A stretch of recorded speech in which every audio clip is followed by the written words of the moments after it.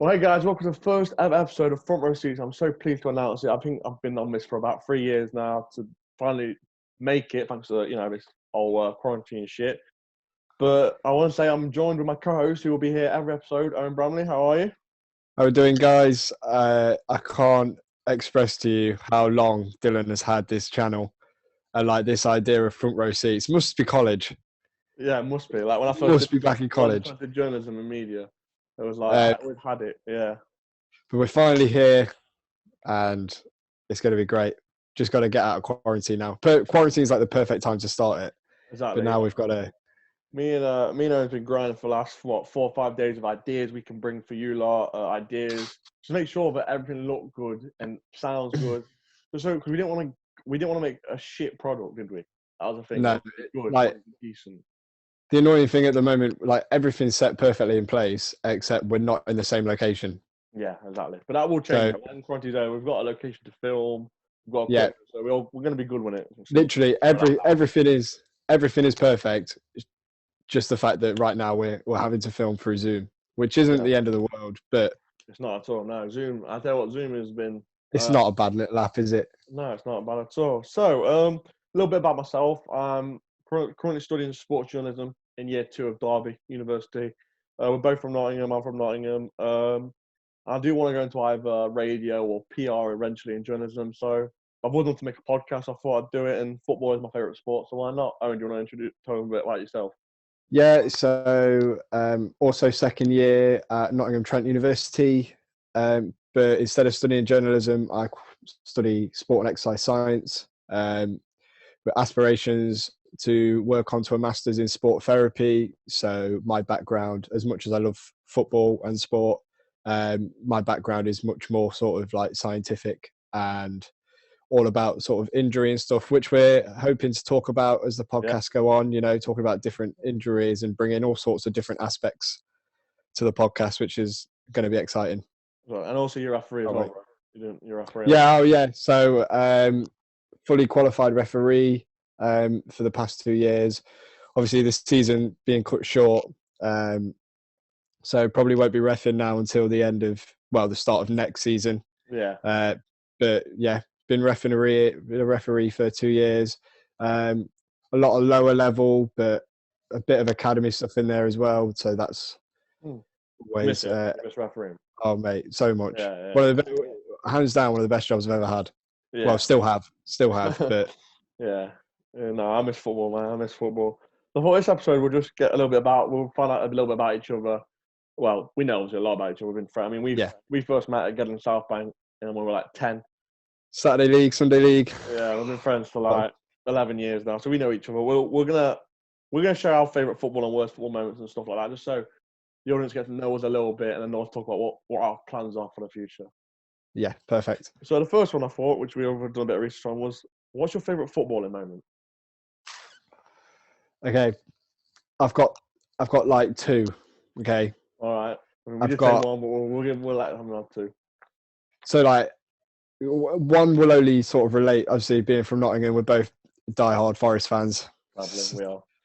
Sadly, it's a tough time, So I've got like a Forest one, which would be obviously only Forest fans are going to relate to that, but League One promotion against Yeovil Town. Yeah. Oh, I was only like 9 or 10 on the pitch. Promotion, like it doesn't matter what league, like promotion is. That was just surreal. That was like, even though I was only like 10, 11 years old, the entire thing is so vivid. Yeah. I can remember the day so much, and I just remember standing on the pitch. Everyone's on the pitch at full time, and I'm just looking at the Trent end, and I'm like, "Shit, me, this is insane." Like that was like a real standout from my childhood. But one that I think everyone can relate to. Trippier's free kick. Oh, true. Oh no, we're on a throwback to when life was better. I have to say it because I think everyone sort of within England will agree that when that free kick went in, oh my God, that's why I'm a football fan. Yes, agreed. Moments like that. I'm not agreeing more, mate. No, that's a great one for me. I wrote it down here. My favourite footballing moment. Well, like you said, it's tough because like there's so many good moments in there in football. Yeah, Like, that's there's why so many. I couldn't Like distinguish between one. for football, for me, it was when we beat Derby 5-2. That was Man U's first derby together. And I was on like football. Like for me, that was when football was at my peak for Oh me. my God, But then you Robert obviously Earnshaw. Right? Robert Earnshaw. You obviously One. have Trippier, free kick, like you said. Yeah. England was unreal. But my personal one was me actually playing football. I played for the Sunday League team, Colton Town, and we were 3-0 down against top of the league. We had a player called Joe. Oh, I forgot his last name. He played for Gulf County. I think he's on loan away from County League. But he was unreal. Like outfield, he was actually unreal. Like he could do both. Do you know what I mean? And he managed to score a hat trick and get us back in the game 3-3, right? And I'm like, I just It's remember, a big right, moment. last minute, right, the ball, we get a corner because he shoots, keeps saves it, right? Corner comes in, right? For some reason, I'm open, like I've got so much space. I It's remember classic Sunday League. heading it, closing my eyes. I had no idea what I was doing. Don't know why I closed my eyes. I remember opening it, hit the top corner. Oh my God, the last minute winner. It was unreal. I ran to the side. I ran, I didn't know where to go. I was like, oh my God, what is this? I used to score quite a lot actually Sunday League, like lower, but like I hadn't scored for a while, and like that was Yeah, but that a one Sunday moment League. sticks for me.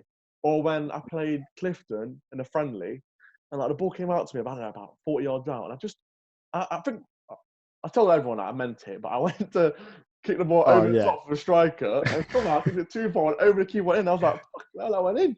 that was a cross. That was. Yeah, that was like, Just tell everyone you saw the keeper off his line. oh mate, That's what. but that definitely was my favourite. So what's your worst footballing now? We'll talk about worst now. Worst footballing moment. Again, it's too many. One that really jumps out is obviously the penalty shootout last year. Oh, That you was mean? a I'm sure. no, sorry, not the penalty shootout. We lost to Croatia. Yeah, semi-finals. Yeah. That hurt. Other ones include Frank Lampard against Germany. Oh yeah. Crossbar should have been a goal. That hurts. More recently with Forest as well. Oh. Sheffield Wednesday at home. Oh, that was the season one. That was horrible. Was it 3 or 4 in the first half? 4-0 first half, wasn't it? Any Wednesday Like fans? the 70th, we were like gone. We were gone. We were like, They had a great day out that day. they But I had a tell you great what, day out. We had a horrible day, didn't we? Wasn't it cold this that day did- as well? yeah, I think it was. I think I I remember rushed having from, some layers. I think I rushed from work for that one as well.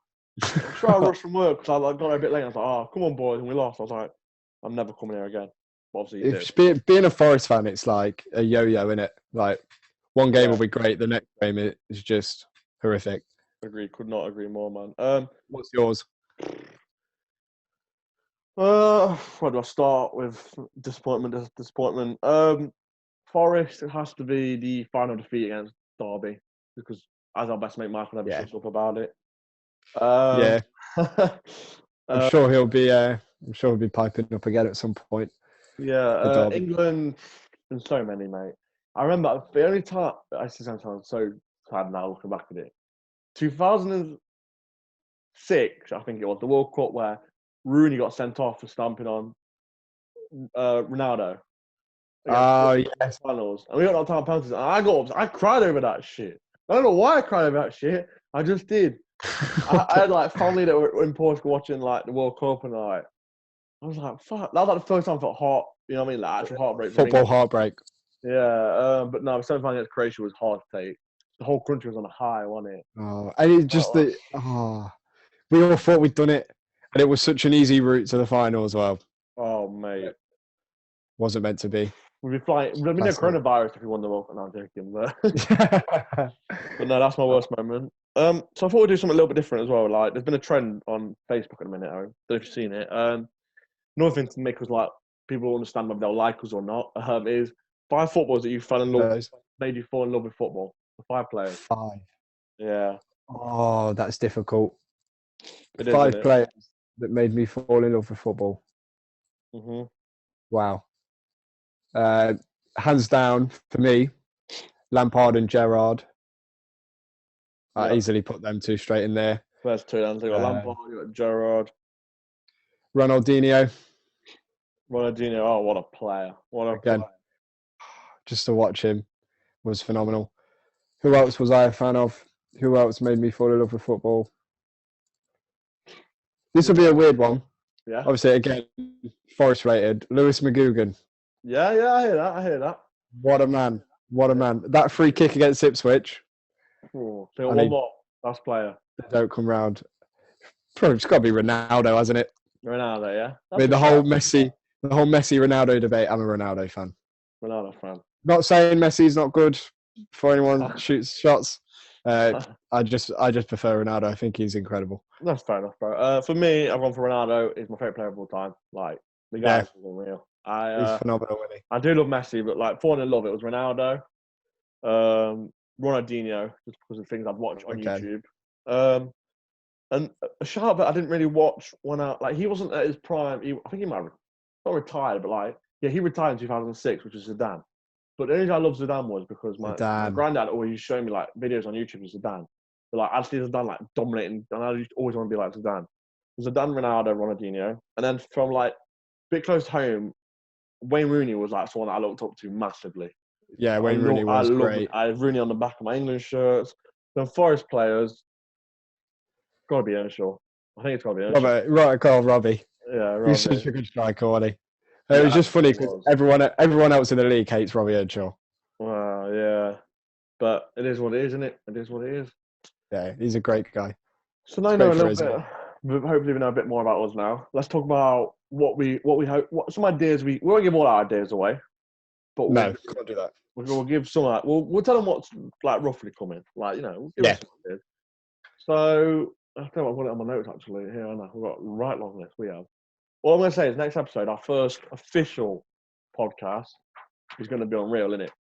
I can't wait. I must say I'm very excited. Yeah, we spent a lot of time on this one, doing a lot of research. So we're going to look at all different types of football, aren't we? We're not subjecting it to one form of football. No, we want every league, every country. Yeah, we're going to try and find you as many unique, different stories as we can to bring to you and talk about. We plan to bring a podcast out probably every Monday and Friday, won't we, Aaron? The plan is to at least be weekly. Yeah, if we can get 2 weeks, that'd be perfect because we can do Monday and Friday, and then some Saturdays. We can't tell you what yet, but we're working on a project that we might be able to bring to you every 2 weeks. But we are looking forward to doing that, aren't we? When the season's back, obviously.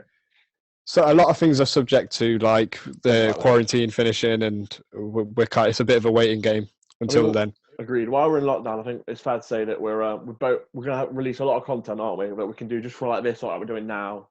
Yeah. We're gonna pump with like a load of content with not much of a scheduling, but then when it comes to season and we're back at uni, we'll do a better schedule. So you've got episodes coming this day. Hopefully, like I said, Monday, Friday, and a special episode on Saturday. That's the plan, isn't it? That's the plan. Yeah. So you'll probably get roughly about 2 episodes a week, sometimes 3 episodes a week. Just because we feel that's enough content. So we might, like I said, if it improves, we get more popular. We might do more, but we'll see. We've got some guests in mind, haven't we, Aaron? We've got some guests. We've got a few lined up. Yeah, we're thinking about getting some referees on, talk about their experience. Yeah. We can say that. We're gonna have a look at female football, aren't we, Aaron? Have their opinion on it. Yeah. We've got a few people in mind. It's something that isn't sort of like within the past couple of years. Yeah, it's not talked about enough, but at the same time, the game's developing and it deserves a bit of credit. Yes, we have got some decent ideas coming up for podcasts to do while this lockdown's done to hopefully keep you lot entertained for a little bit because we're bored as hell. We are bored as hell, aren't we? It's becoming a bit of a grind now, isn't it? Yeah. At first, it's fair enough, but it's like football, bloody. I don't know about you, bro, but I miss football like mad. It's just like we had such important games coming up as far as fans. We were scheduled to play Derby, and I remember specifically remembering the day we were meant to play Derby, and the weather was perfect. Yeah, well, it was Saturday, wasn't it? It was unreal. It was unreal. It was just but we're all in the same boat as football fans, aren't we? Not just. Well, we might as well talk about football. As in, what do you think's going to happen, bro? Because obviously we're in April now. Very close. Well, I mean, we're on the 25th of April as we speak, so we're not even long until May. No. A lot of contracts run out on June the 30th. They're trying to finish season before that, obviously, just to make it easier. But I don't know. If we're out by 3 weeks, like they're saying, we're not saying, but if we're out in 3 weeks, I don't think we will be. Then we should be able to finish it, shouldn't we? Really, because Yeah, that'll be start of June, so you could like hammer a load of games in. Do you know what I mean? And then have the think playoffs in July. But I can't see us getting out of lockdown until like late June. If that's the no. case, what do we do with the football season? What do you I do? think You're head of I FA. think What are you doing now? I think it's. I think you're sitting around and waiting. I generally think they have no idea. Yeah. And obviously the fact that they haven't been speaking or regularly Not that much, communicating with no. everyone. Yeah. I don't think they even know at this point like what can be done. It's Mm. at the end of the day, like Weird. Like no one knows what to do, do they? Like it's a new thing. no, it's a complete global pandemic. Like we've never experienced it. No government has ever experienced it. No big organization like the FA or FIFA has experienced it. Yeah. And you know, it's things like this that sort of they just completely halt everything and just leave. Like whoever's in charge has now got to be very careful about what they do. Mm-hmm. Whether you play the rest of the season or not, whether you scrap the season or not. Like we were saying a couple of days ago, if you choose to scrap, it's all good saying, okay, let's void the season, but then what happens with financial fair play? Agreed, what happens with players on loan? A lot of players that are on loan have sort of options to buy if they get promotion or stuff like that. Agreed. Agreed. I don't think it's so many problems. Yeah, it's not just it's like it can't just simple as like void start again. It's like you can't do that. Yeah, there's too much. And like you said, like okay, so you don't void the season. You play it maybe behind closed doors. Well, what happens with contracts? Because there'll be players and managers and coaches and all sorts of staff members that have contracts running out within the next sort of 6 to 12 weeks. Mm-hmm. Agreed. And it's like, well, are those contracts extended? Do the club want to extend them? And it's something that needs to be agreed. I do think though, them moving the Euros to 2021 now suggests to me that they're going to try, and especially UEFA, they're going to try and compete with the European, like the Champions League and the Europa League, and try to compete over summer instead, and then maybe start the season a bit later. They were very quick to make that decision, and I think that was a way. I think that was kind of like a catalyst to say, right, that definitely happens next year.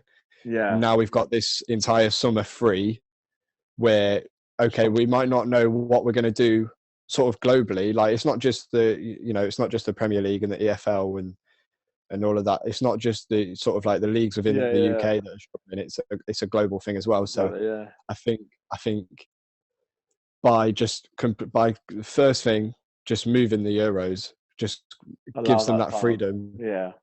Okay, they might not know what they're going to do yet, but it's that thought of the time's there to put in the best sort of the best case scenario for everyone. And I just think it's such a like if it was up to me, let's say we're out by June, I say look, let's finish season off over June, July, right?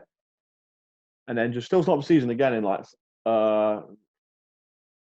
September, late. So, we always start season late September, or maybe or was it August? Sometimes August, isn't it? Actually, start the season in September, so a month later. But then don't like. So the moment the season finishes, open a transfer window. So even though it's shorter than the normal transfer window, it's still a bit to go on. Do you know what I mean? Yeah, because teams this is what I mean. Like, there's so many different aspects that need to be addressed, no matter which avenue you take it down. It's like, how do you do pre-season if you've basically done pre-season in summer? Do you know what I mean? Like, and also, pre-season we've got next year we've got a winter break as well, haven't we? Because of bloody World Cup in 2022. Yeah, ready, aren't we? So it's not even like we can like catch up on the games in December because we can't because we're not playing in December it's February, isn't it? It's a break. I don't know, but it's another aspect that needs to be addressed. It's the worst time for it to come around, and it's like if you void the season, then what happens with relegation? What happens with promotion? Yeah, like Liverpool, like they I know they haven't won the league yet, but they hands down deserve to win the league. Like they deserve to win. I don't think anyone can. And the same like, but then Norwich deserves to be relegated. Like I know they technically aren't down yet, but they ain't going to stay up. But then again, this is their argument could be, well, we could do, and it's like, well, yeah, I guess so. Yeah, and it's like if the maths is there, if mathematically they can stay up, then they have I had a problem like with like Brighton. I think it was the chief executive said like, well, why don't we just keep all the Premier League clubs up now for 20, and have a top two from Championship come up and have a 22 team season, right? And then but I'm like, but why do West Brom and Leeds get to go up when they're mathematically not even up yet? And as a Forest fan, the Brentford fans will say it, and Fulham fans, and I can't think of else. So many teams. You could have Millwall. Yeah, They we can still catch them they up. were at the So, top as like, well. we can still catch them up. So it's Yeah. like, why should they deserve to go up and we have to suffer just? But it's just annoying because, like you said, as Forest fans, it was our first year of proper success, not success, but we were building something. We're in the playoffs, and I think we would comfortably get playoffs as well. Like, we weren't going to get automatics now. We've No, I think we bottled it a bit much. yeah, but we would have got playoffs. 100%. And there'd have been so many. Part of me wants to finish the season behind closed doors, but part of me is like, if we get to Wembley for the first time in our history, we're new Wembley anyway, and we're not allowed to be there. Like, it's really difficult. It's like, I think I would rather have a season behind don't get me wrong, closed. I'd rather have it closed doors and get promoted than get cancelled and not get promoted. Do you know what I mean? I'd rather that happen. I mean, it's such a. Again, it's one of them. It's like, you play it behind closed doors. I mean, not sort of diving too deep into it, but that seems like the easiest option in regards to not causing any clashes with next season, not causing any clashes with contracts. You still get your relegation and your promotion across all leagues. To me, that seems like the best way to go about things. Yeah, it's just, like I said, no one knows what's going to happen. I do miss football though. Like, it's mad, isn't it? Like, you realize how much so daft. It's gone, and like, honestly, like, for someone who does sports journalism, it's probably fucked up my whole coursework. Like, oh my god! But like I said, I'm grateful in a way though, because it made us do this, and I think we're both really excited. Exactly. And like I said, we've got so many ideas to podcast. We've got another idea that we're going to do when football's back, and I'm actually really looking forward to that a lot. And it's going to be unreal. It's a waiting game. It is a waiting game. Come out podcast. We've got something scheduled. Yeah, so this video should be up by Monday night. Yeah, probably Monday night, to be fair. If not, it'll be Tuesday. But then our next episode probably looking about Friday, aren't we? Because we're going to film that very soon. Yeah, that's going to be scheduled. And that's one we are looking forward to doing, actually. This one was just to get us out there, a bit about ourselves. You can see what we're about. See what you're about. See if you like us, like we do. And we can crack on this, which would be great. If you're watching us on YouTube, subscribe, which is my platform. Well, our platform, but Owen's going to do Spotify. So you subscribe on Spotify? Is that what you do? Yeah, you follow. You follow. So Make sure you follow on Spotify. If you don't want to look at our ugly mugs, you can just follow us on Spotify. Yeah, we have got a face for radio, some say. Make sure you do follow all our social medias, though. It's all at the official FRS on Instagram and Twitter. And yeah, I think that was quite a good first episode. Yeah, there's not much more that could be said for a first episode. No, but I'm looking forward to second episode. That'll be a lot longer and more in depth. And yeah. So Owen, thanks for coming on again. No problem. It's been a pleasure as always. And we'll see you guys in the next one. See you guys.